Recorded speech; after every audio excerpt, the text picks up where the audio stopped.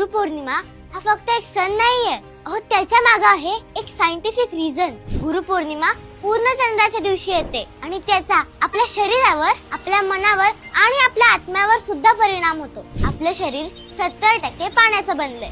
जसं चंद्राचा ओहोटी भरतीवर परिणाम होतो तसंच तो आपल्या भावनांवर आणि मनस्थितीवर सुद्धा होतो.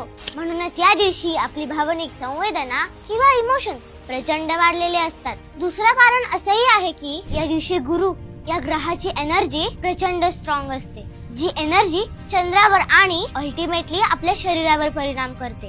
गुरु हा ग्रह ज्ञान, समज आणि अध्यात्माचं प्रतीक आहे. त्यामुळेच गुरूंचं मार्गदर्शन किंवा ज्ञान घेण्याची ही परफेक्ट वेळ असते. एवढंच नाही तर आयुर्वेदानुसार चंद्राचा परिणाम आपल्या पायनियल ग्रंथीवर होतो. ही ग्लँड हॉर्मोन्स रिलीज करते आणि मेंटल हेल्थ इम्प्रूव्ह करते. म्हणून गुरुपौर्णिमेच्या दिवशी ही जास्त सक्रिय होते. म्हणजे ध्यान, साधना आणि आत्मज्ञानासाठी सुद्धा हा सर्वोत्तम वेळ आहे.